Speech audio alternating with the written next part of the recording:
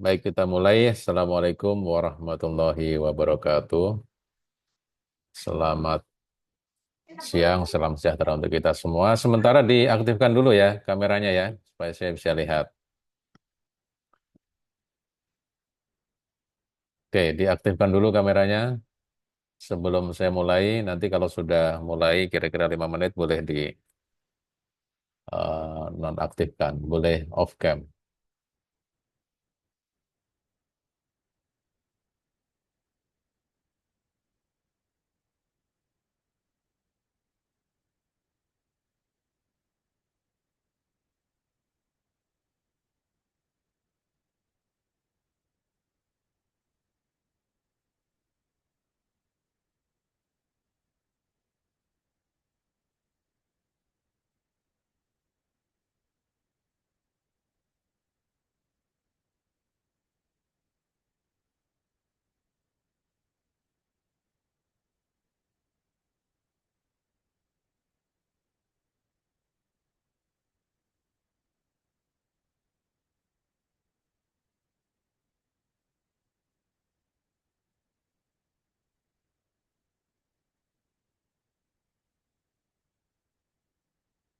Baik, kita mulai ya.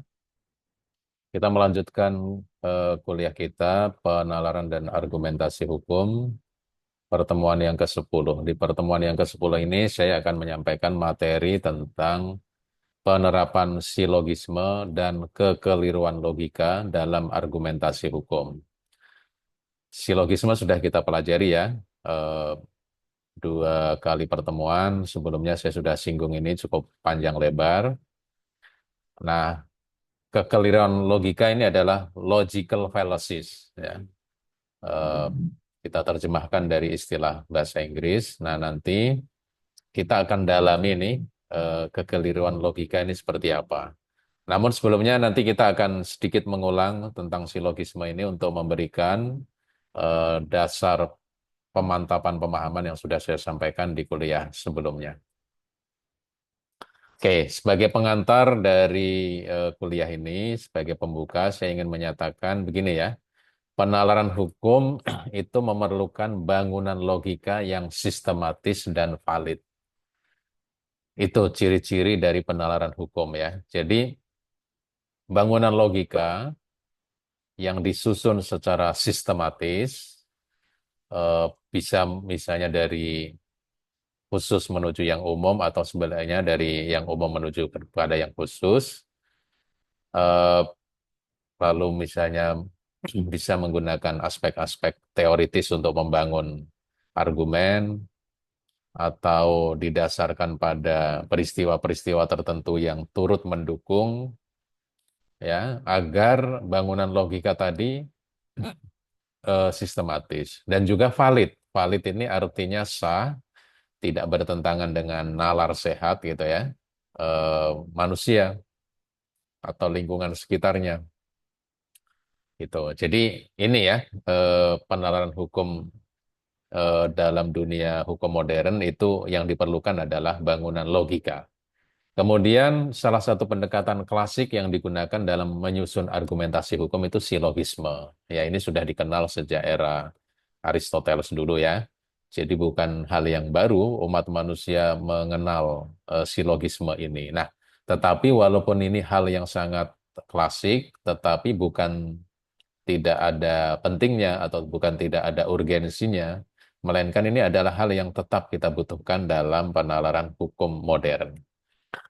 Nah, tetapi penggunaan logika dalam hukum ini juga rentan terhadap adanya kekeliruan berpikir, logical fallacies, kekeliruan berpikir, ya, yang dapat melemahkan validitas argumen. Jadi, walaupun logika itu digunakan dalam penalaran dan argumentasi hukum melalui bentuk salah satunya silogisme misalnya, tetapi penggunaan logika itu juga ada risiko-risikonya. Salah satu risiko yang paling umum itu adalah terjadinya logical fallacies, kekeliruan berpikir. Nah, karena itu di pertemuan ini kita akan membahas dua aspek penting dalam penerapan hukum ya, yaitu penerapan silogisme dan identifikasi kekeliruan logika dalam argumentasi hukum. Nah, kita akan dua hal ini yang akan kita bicarakan ya pada kesempatan pertemuan kali ini. Oke. Penerapan silogisme dalam argumentasi hukum itu kita mulai dari pengertiannya dulu ya. Definisi silogisme ini sudah kalian ketahui, saya sifatnya hanya mengulang untuk kemudian menjadi landasan nanti masuk ke logical fallacies. Ya, seperti sudah saya sampaikan, silogisme ini adalah bentuk deduksi logis yang terdiri dari tiga proposisi ya.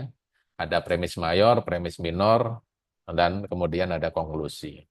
Nah, dalam hukum, silogisme ini sering digunakan untuk mengonstruksi argumen normatif berdasarkan kaidah hukum atau norma hukum dan fakta individual. Jadi gini, eh, silogisme ini itu berguna untuk kita membangun sebuah argumen yang sifatnya normatif. Misalnya ada kerangka peraturan perundang-undangan atau ada asas-asas gitu ya.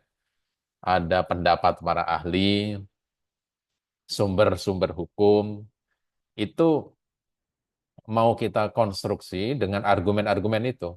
Mau kita bangun dengan argumen itu. Nah, tetapi tentunya dalam rangka mengonstruksi atau membangun argumen itu didasarkan atas kaidah-kaidah hukum yang ada. Ya, norma hukum misalnya sumber hukum yang paling utama itu sumber hukum formil kan, yaitu ada peraturan perundang-undangan misalnya. Ya, selain itu tentunya ya ada eh, putusan pengadilan, ya doktrin, eh, apa ajaran hukum para ahli dan seterusnya dan seterusnya. Itu semuanya adalah merupakan eh, kaidah hukum yang nanti didasarkan ke sana dalam rangka kita mengonstruksi argumen normatif.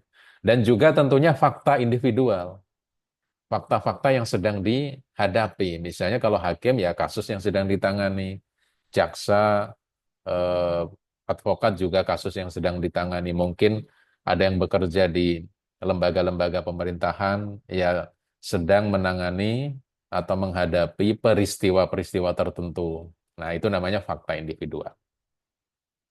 Oke, itu definisinya ya. Yang kedua, struktur silogisme hukum itu biasanya seperti ini bentuknya. Premis mayornya itu bentuknya adalah norma umum. Misalnya, semua perbuatan mencuri adalah tindak pidana. Ini diatur di dalam pasal 362 KUHP.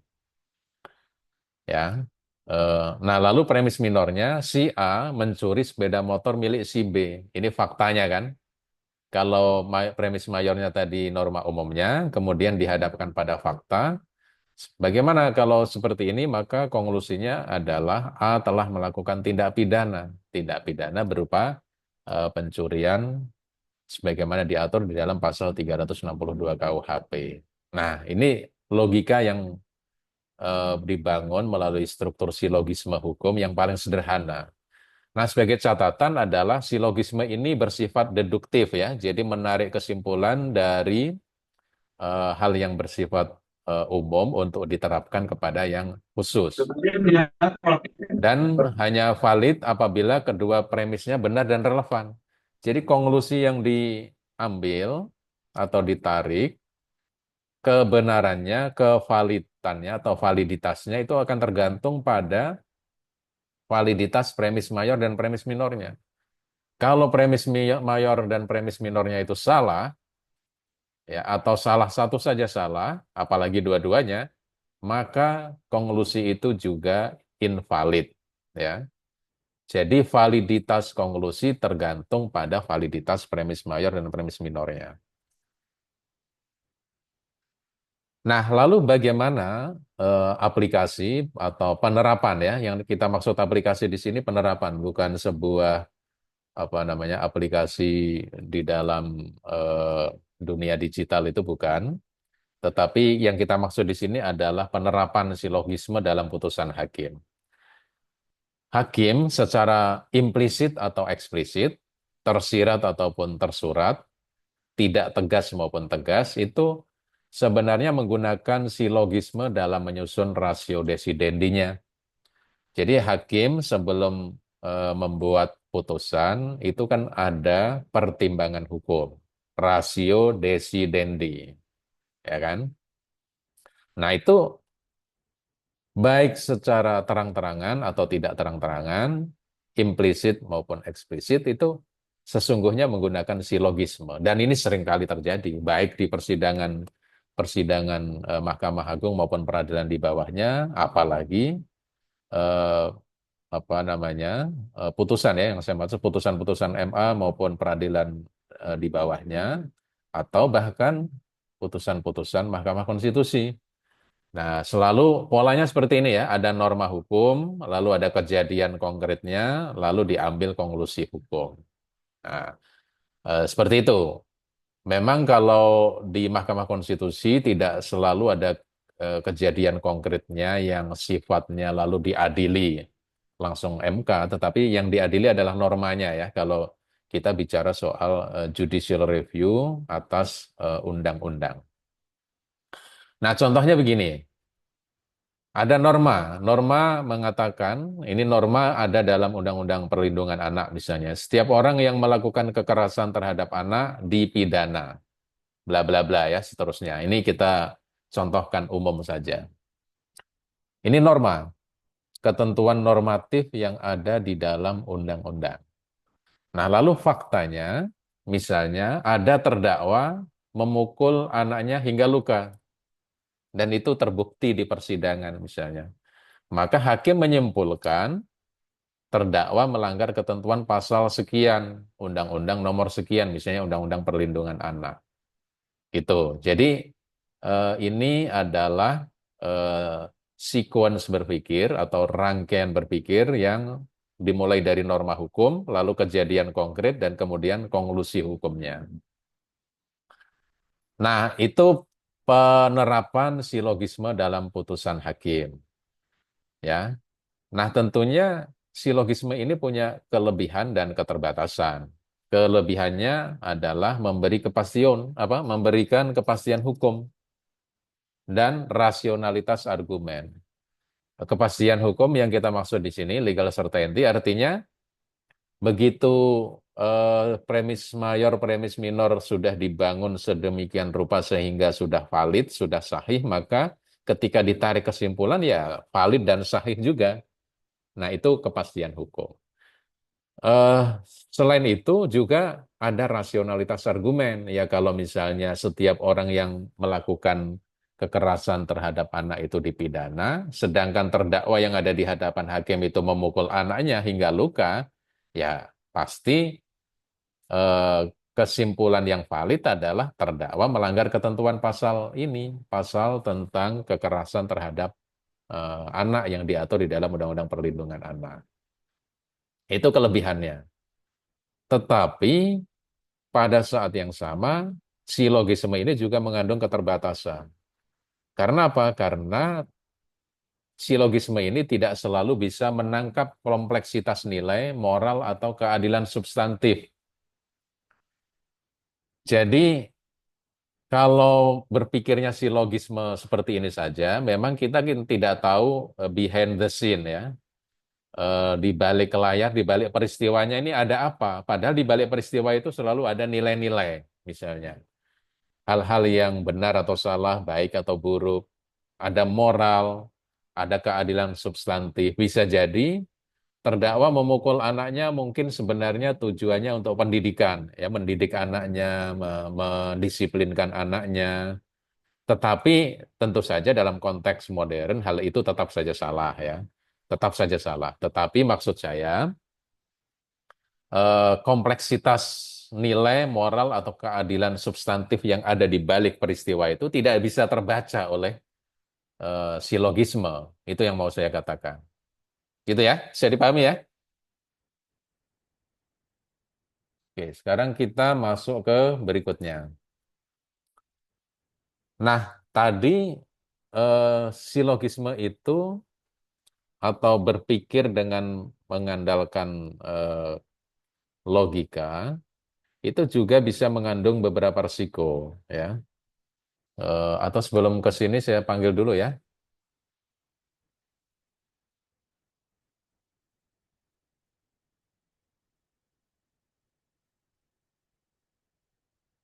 Saya panggil dulu kehadiran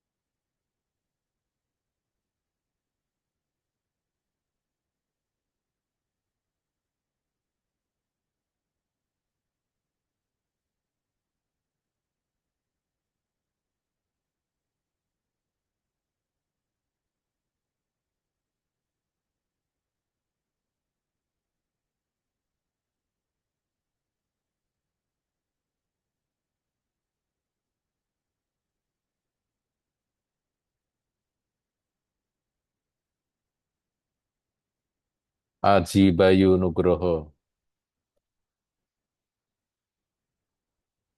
Aji mana Aji?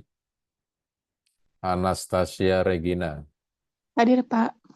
Anggita Dwi. Mohon maaf, Haji Bayu hadir, Pak. Tadi Ya, terkendala sinyal. Anggita hadir, Pak. oke. Anissa Nabila.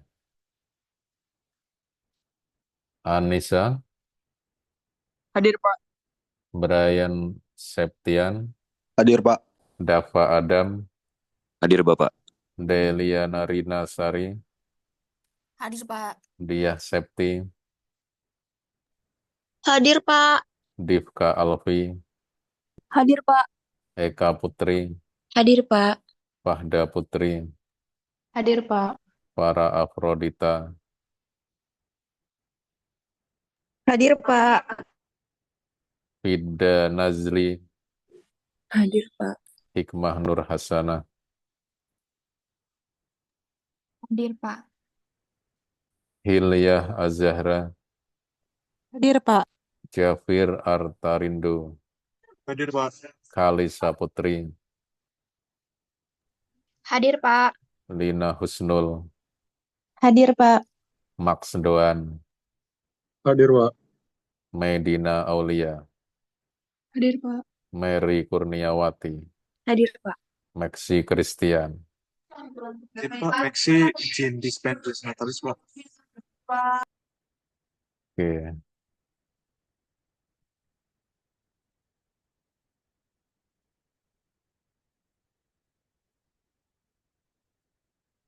Moses Frederick, Hadir, Pak.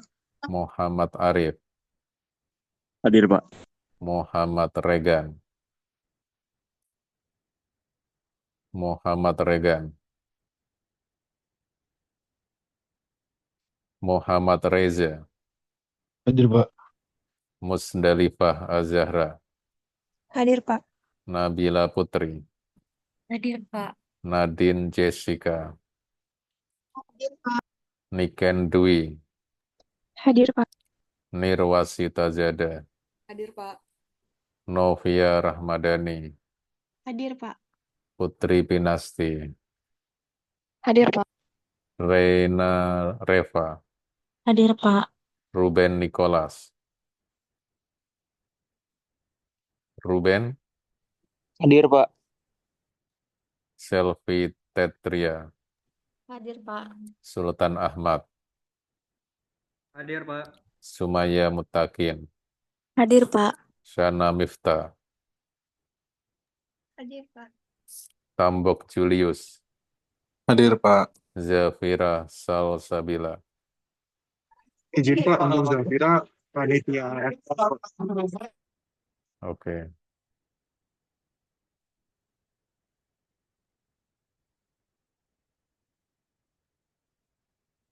Oke, ada pertanyaan?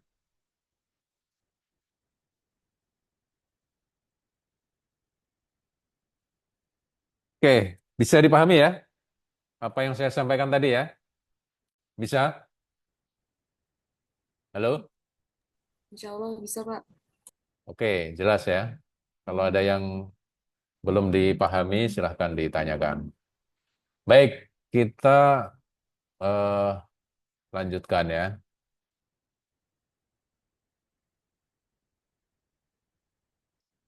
Baik, silogisme itu walaupun bagus dalam rangka membangun argumen, tetapi ada risiko-risiko. Salah satu risikonya itu adalah adanya kesalahan umum dalam berlogika atau logical fallacies atau kekeliruan dalam berlogika gitu ya. Kekeliruan eh, penalaran. Jadi pengertiannya apa ini logical fallacies ini? Ya, atau kekeliruan logika atau kesalahan dalam penalaran.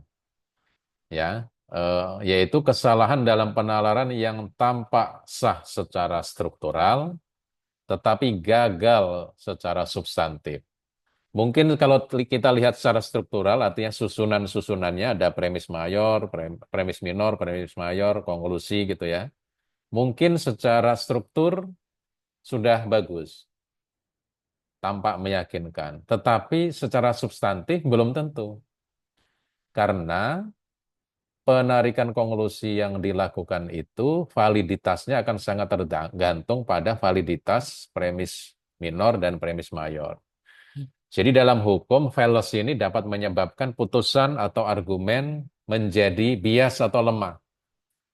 Bias tahu ya? Bias itu artinya condong kepada sesuatu, gitu, baik mendukung atau menolak. Itu namanya bias. Ini sebenarnya asalnya bias dalam bahasa Inggris, tapi eh, dalam bahasa Indonesia juga diserap ya menjadi bias. Bias itu seperti itu tadi, membelok ya, membelok dari arah yang seharusnya atau ada kecondongan terhadap pihak-pihak tertentu, tapi tidak dilandasi oleh argumen-argumen yang sah. Itu namanya bias. Ya, atau lemah. Jadi ada banyak hal ya dalam dunia hukum terutama yang kemudian bisa dikualifikasikan sebagai logical fallacies. Nah, di bawah ini akan saya sebutkan beberapa contoh kekeliruan umum dalam argumentasi hukum. Nah, karena ini tidak bagus sifatnya, saya sarankan kepada mahasiswa saya, nanti kalian kalau sudah berada di dunia kerja, ya dihindari hal-hal seperti ini. Saya tidak mengajarkan hal-hal buruk ya. Eh, kita harus tahu, tetapi tidak untuk ditiru ini.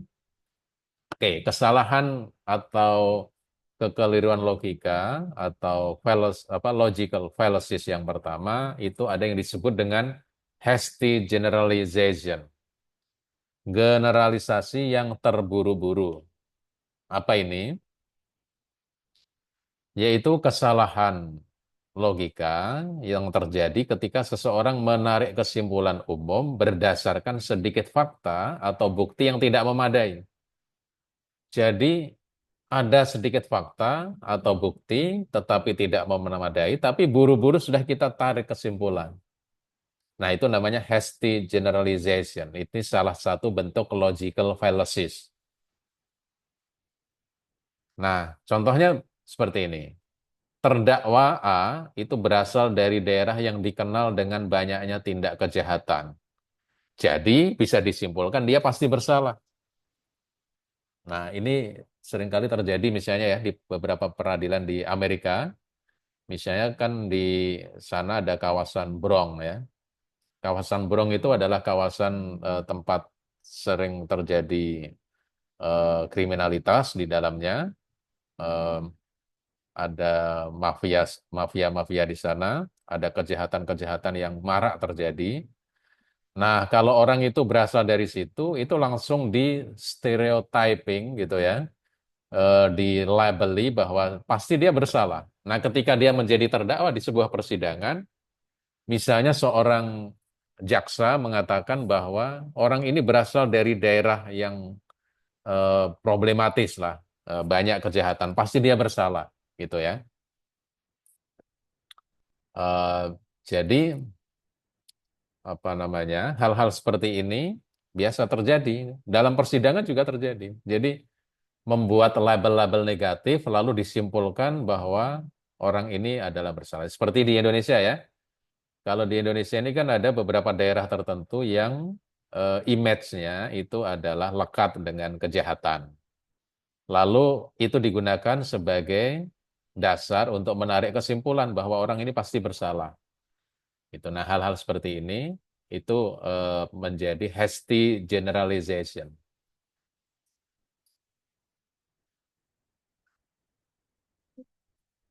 Siapa? Yang lainnya Pak Rahman. Bilang aja ke stafnya ngajar dulu sebentar, nanti setelah itu gabung. Ini apa? Agendanya apa? Oh ya, nanti nggak bilang ke stafnya, nanti gabung.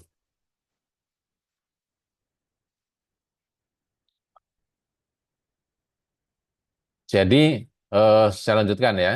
Eh, apa di Indonesia ini juga ada kawasan-kawasan tertentu, tapi saya tidak sebut ya, yang dilekatkan, dicap gitu ya, di stigma bahwa daerah itu berasal atau tempat yang problematis, kriminalitas banyak terjadi. Lalu karena orang itu berasal dari daerah itu, lalu dibikin kesimpulan bahwa orang ini pasti bersalah gitu. Nah, itu adalah hasty generalization. Yang kedua, itu ada yang disebut dengan non sequitur atau non sequitur argument gitu ya. Apa yang tidak mengikuti kalau diartikan secara harfiah ini. Non sequitur ini bahasa Latin ya. Eh, Keterangannya adalah kesimpulan tidak mengikuti premis yang mendahuluinya. Jadi premisnya kemana, konklusinya kemana. Contohnya, ia berasal dari keluarga miskin, jadi ia pasti tidak bersalah. Kira-kira seperti itu. Kan ini nggak nyambung ya. Nggak nyambung. Ini beda dengan hasty generalization tadi. Kalau yang hasty generalization itu eh, barangkali ada kaitannya, tetapi eh, itu kesimpulan yang terburu-buru gitu.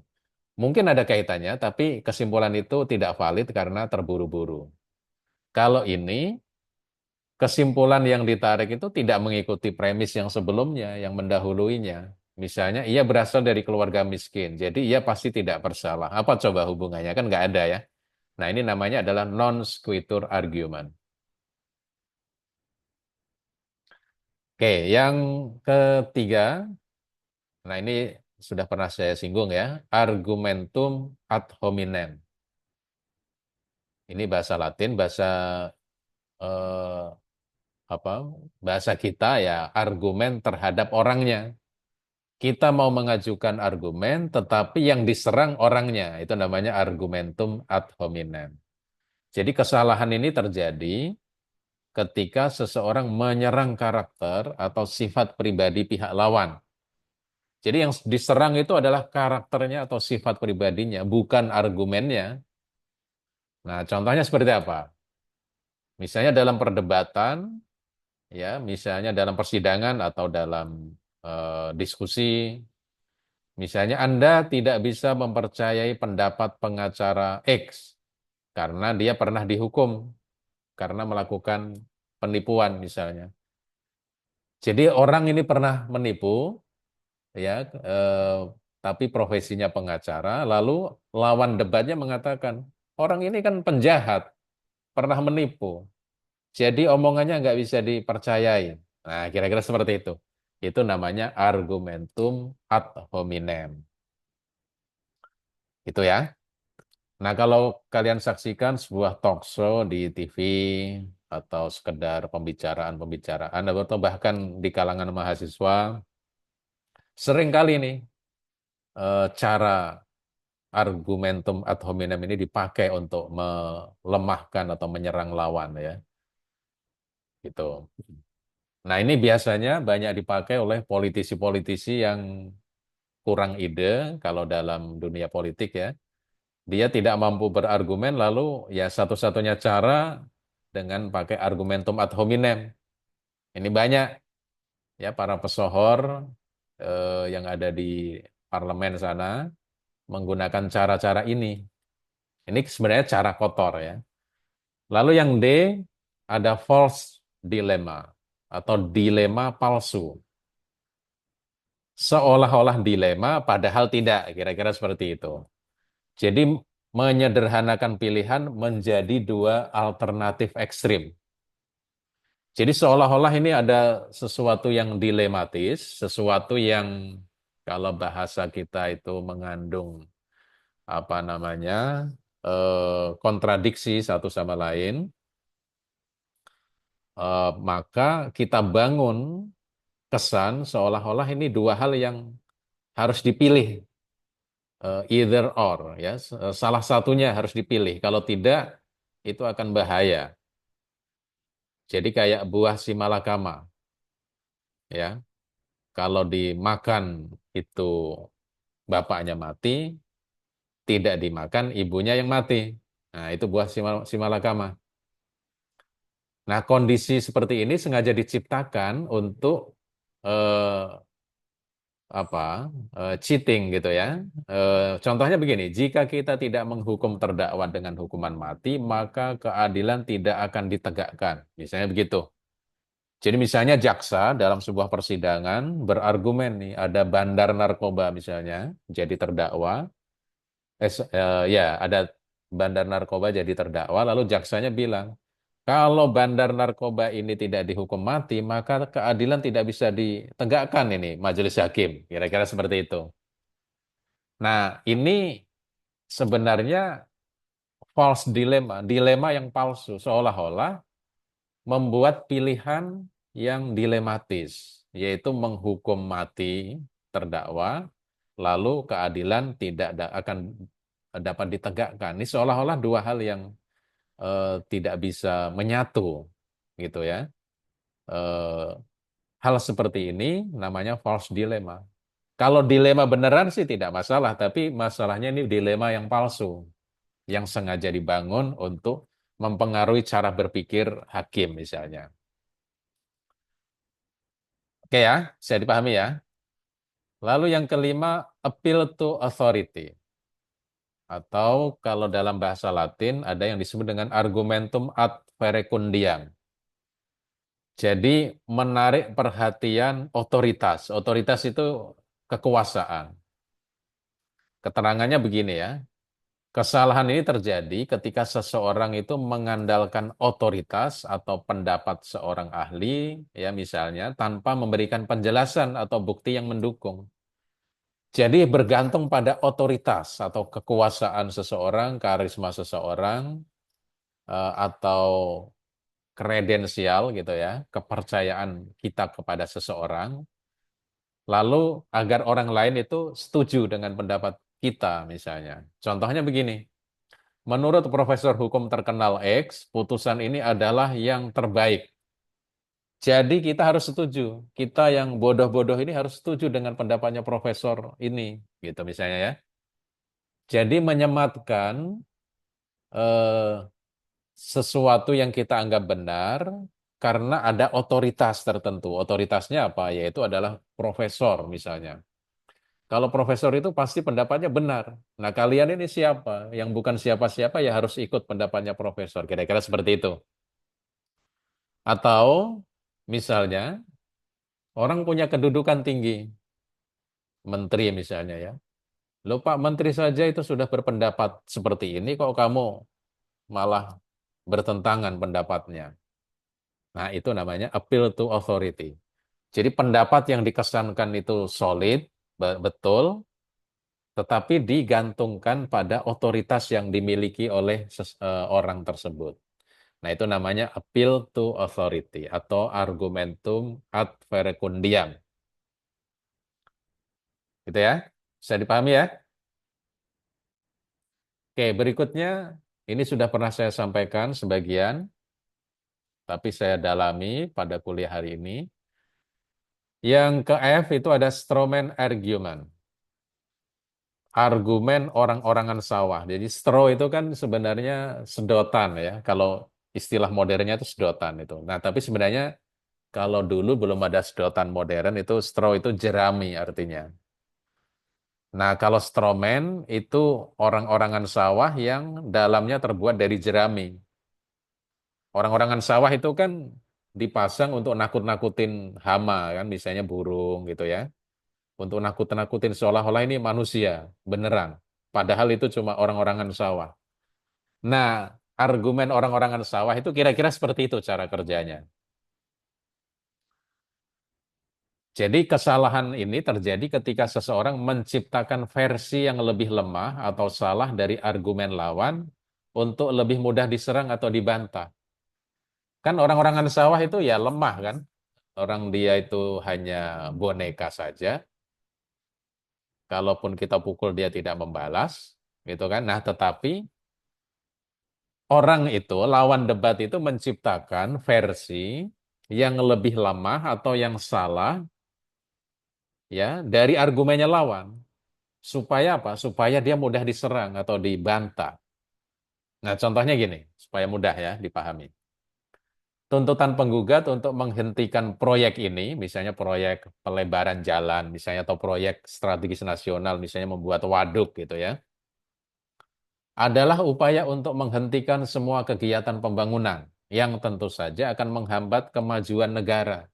Jadi misalnya gini, negara menetapkan proyek strategis nasional atau PSN di suatu wilayah. Ini akan dibangun waduk misalnya. Tetapi masyarakat setempat punya pendapat lain. Kalau itu dibangun waduk nanti akan eh, meminggirkan masyarakat setempat, akan membahayakan lingkungan misalnya, lingkungan sosial menjadi rusak, kemudian akan mencerai-beraikan masyarakat yang ada di kampung tersebut misalnya, lalu dibawa ke pengadilan misalnya. Nah, pihak tergugatnya misalnya pihak pemerintah dalam hal ini ya, ini misalnya di peradilan tun, tapi dia berargumen, kalau kalian menggugat kami untuk menghentikan proyek ini, itu artinya sama saja kalian semuanya ini menghambat kemajuan negara. Negara itu tidak akan maju gara-gara gugatan kalian yang ingin menghentikan proyek ini. Kira-kira seperti itu. Nah, itu namanya strawman argument. Kenapa? Seolah-olah dicitrakan bahwa mereka itu ingin proyek ini dihentikan, ya semua pembangunan itu artinya dihentikan. Seolah-olah begitu. Padahal tidak. Yang dituntut itu misalnya, ya misalnya, kalau ini mau dibangun proyek strategis nasional, ya tolong eh, pertimbangkan hal-hal keadilan, pertimbangkan masyarakat setempat, kepentingan warga seperti apa, gitu. Maksudnya seperti itu. Tetapi diambil sengaja versi yang lebih lemah dari itu bahwa seolah-olah kalian ini menolak atau menginginkan penghentian semua kegiatan pembangunan sehingga akan mengakibatkan terhambatnya kemajuan negara. Nah, kira-kira seperti itu. Namanya itu strawman argument. Yang atau argumen orang-orangan sawah. Yang G, slippery slope atau argumen lereng licin. Nah, gimana ini penjelasannya? Jadi kesalahan ini terjadi ketika seseorang mengklaim bahwa suatu tindakan kecil akan mengarah pada rangkaian peristiwa buruk yang berlebihan tanpa bukti yang mendukung. Contohnya gini, jika kita membolehkan pengurangan hukuman untuk terdakwa ini, suatu hari nanti kita akan membiarkan penjahat bebas tanpa hukuman apapun. Jadi ini kan klaim ya, seolah-olah tindakan kecil lalu akan menyebabkan rangkaian peristiwa buruk. Tapi ini lebay ya, exaggerated, dilebih-lebihkan. Jadi intinya gini, pengacara atau advokat dalam perkara pidana dia bilang ya, eh, atau jaksanya saja ya, kita contohnya jaksanya saja. Jaksanya em, misalnya dia bertahan dong dengan tuntutannya, ya, misalnya dituntut 5 tahun atau 2 tahun penjara gitu misalnya ya. Nah, lalu dia berargumen untuk menangkal argumen dari advokat. Advokat tadi tentunya menginginkan hukumannya serendah mungkin atau malah dibebaskan gitu kan. Nah, lalu jaksanya mengatakan kalau seandainya penjahat ini hukumannya kita kurangi menjadi hukuman yang sangat ringan, maka itu artinya kita akan membiarkan penjahat ini bebas tanpa hukuman apapun. Misalnya seperti itu. Ya, nah ini namanya slippery slope karena tindakan yang kecil seolah-olah akan mengarah pada rangkaian peristiwa buruk yang lain, yaitu penjahat bebas semuanya kalau ini dihukum ringan. Kira-kira seperti itu.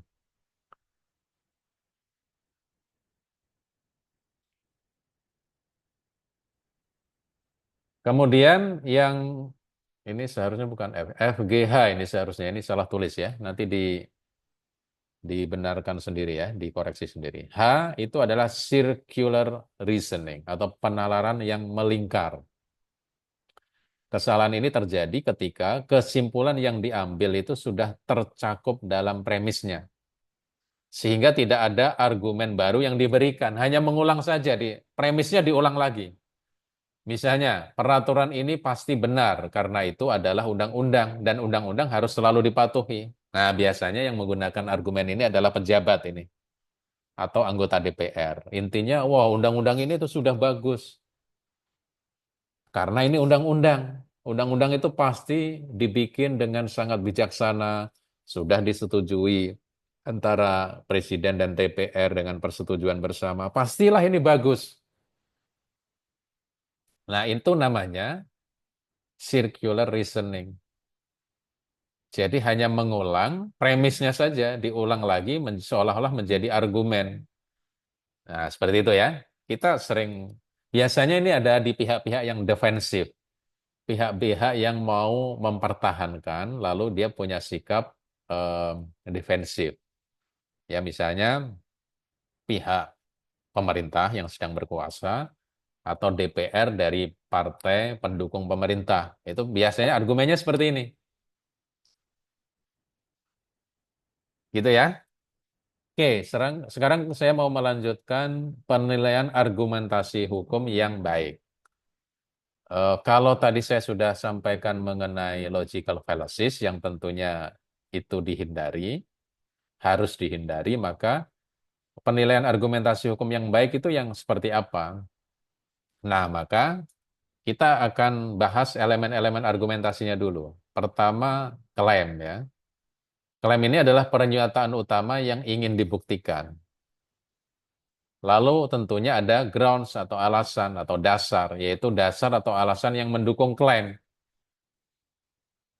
Kemudian bukti, misalnya kalau klaimnya adalah si A itu adalah pencuri, maka harus ada grounds-nya, ada dasar alasan yang mendukungnya apa? Alasan yang mendukungnya adalah pada saat kejadian, dia ada di tempat kejadian perkara, ada di locus delicti. Ya, lalu tertangkap tangan misalnya. Nah, kemudian dibuktikan ada evidence. Ada fakta-fakta, lalu dikaitkan dengan norma hukum, ya, sumber hukum, misalnya baik formil maupun material. Lalu ada jurisprudensi, ya, putusan hakim terdahulu, misalnya yang memperkuat alasan. Jadi ini elemen-elemen argumentasinya. Ya, nanti kalau kalian sudah berpraktik di dunia hukum atau sekarang sedang latihan, maka elemen-elemen argumentasi ini harus diikuti. Yang kedua, jenis-jenis argumentasi hukum. Ya, ada yang faktual berdasarkan fakta empirik. Kalau seseorang dituduh melakukan tindak pidana, ya maka faktanya apa? Faktanya bagaimana? Itu fakta empirisnya. Apakah benar-benar terjadi? Baru kemudian normatif. Dasarnya norma hukum. Dicarilah pasal yang mana yang bisa dipakai untuk mengonstruksi hukumnya terhadap peristiwa aktual. baru kemudian kebijakan. Ini berdasarkan pertimbangan keadilan, efisiensi, atau kemanfaatan hukum gitu ya. Kemudian ini yang dipakai. Misalnya betul orang itu melakukan kejahatan atau tindak pidana pencurian. Nah, lalu dihitung pencuriannya ini kira-kira berapa ini? Kalau cuma mengutil minuman di supermarket atau minimarket, ya itu bisalah dibuat restoratif justice gitu misalnya kan. Itu pertimbangan keadilan. Tapi kalau mencuri, tapi pencuriannya besar, misalnya sampai miliaran rupiah. Nah, tentunya ya harus setimbang dengan tingkat kesalahannya, maka hukumannya juga harus setimbang, harus lebih berat tentunya, gitu ya. Lalu soal efisiensi ya proses peradilan ini nggak boleh berlarut-larut gitu kan. Eh, Termasuk ini sekarang ini misalnya yang jadi soal adalah perselisihan hasil pemilu itu kan dimohonkannya ke Mahkamah Konstitusi ya. Nah kalau selalu ada pemilu ulang, nah lalu kapan ini terpilihnya, lalu kapan bekerjanya, kan begitu ya. Misalnya nggak habis-habis. Nah, efisiensi menjadi pertimbangan. Atau faktor kemanfaatan hukum. Kalau seseorang hanya mengutil minuman di supermarket, minimarket, lalu dihukum penjara misalnya sampai berbulan-bulan, 6 bulan misalnya. Kira-kira kemanfaatan hukumnya itu apa? Negara malah rugi memberi makan orang yang hanya makan tidur, ya, tetapi butuh anggaran negara untuk menghidupi mereka di penjara nantinya. Selain itu juga seolah-olah negara ini tidak mengedukasi warganya, gitu. Nah, karena itu ini hal yang harus dipertimbangkan seperti ini. Jadi ingat ya, ada faktual, normatif, dan kebijakan. Terakhir, ya itu kuliah hari ini ya. Terakhir yang ingin saya sampaikan ini ada tugas. Nah, tugas ini harus diselesaikan sebelum UAS ya. Ingat, tugas ini dikumpulkan sebelum UAS. Ini nanti menjadi penilaian karena itu harus dibikin yang bagus sekali, yang ideal, yang eh, memenuhi kriteria yang eh, menjadi apa yang sangat terkait dengan mata kuliah yang sedang kalian ambil ini. Jadi karena itu tugasnya adalah ini ya, identifikasi kekeliruan logika atau logical fallacies dalam argumentasi hukum. Kalian cari ya, instruksinya adalah pilih salah satu opini hukum. Bisa artikel, opini di media, misalnya di Kompas, Media Indonesia, Tempo gitu ya. Atau blog hukum ya, blog hukum tapi yang serius, jangan blog-blogan orang yang tidak jelas juntrungannya. Tapi blog hukum orang misalnya boleh. Atau saya kira kan banyak ya artikel-artikel orang itu di hukum online misalnya. Atau boleh juga mungkin putusan-putusan hakim ya. Misalnya putusan Mahkamah Konstitusi nomor 90 itu boleh ya. Eh, atau kutipan pembelaan jaksa atau pengacara atau apapun lah ya, pokoknya dokumen-dokumen yang berkaitan dengan hukum itu kalian pilih. Setelah itu identifikasi minimal 3 kekeliruan logika atau logical fallacies yang Anda temukan. Jadi temukan 3 kekeliruan dengan menggunakan eh, jenis-jenis atau bentuk-bentuk logical fallacies yang sudah saya sampaikan tadi. Lalu jelaskan jenis fallacy dan dampaknya terhadap kekuatan argumen hukum. Ini ya tugasnya ya. Paham ya? Jadi silahkan dibuat yang terbaik supaya nanti menjadi persentase nilai yang lumayan tinggi sehingga ya mudah-mudahan kalian dapat nilai yang terbaik. Begitu ya? Bisa dipahami? Ada yang mau ditanyakan? Cukup? Oh, permisi, Oke, Pak. kalau cukup saya akhiri ya. Bentar, ini ada chat siapa?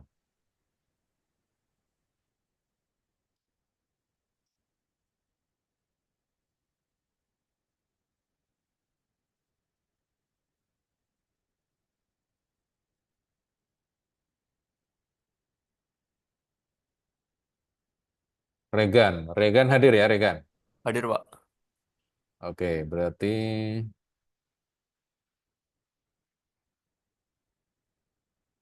oke, sudah saya catat. Oke ya. Dapat, Demikian, Pak. jangan lupa tugasnya untuk dibuat sebaik mungkin. Jangan asal-asalan ya. Nanti kalau bikin tugasnya asal-asalan, itu akan jelas akan berdampak pada nilai yang kalian dapatkan. Karena itu bikin yang terbaik. Demikian kuliah pada kesempatan siang hari ini. Terima kasih. Saya tutup ya. Wabillahi taufiq wal hidayah. Wallahul muwaffiq ila aqwamit thoriq. Wassalamualaikum warahmatullahi wabarakatuh. Terima kasih semuanya.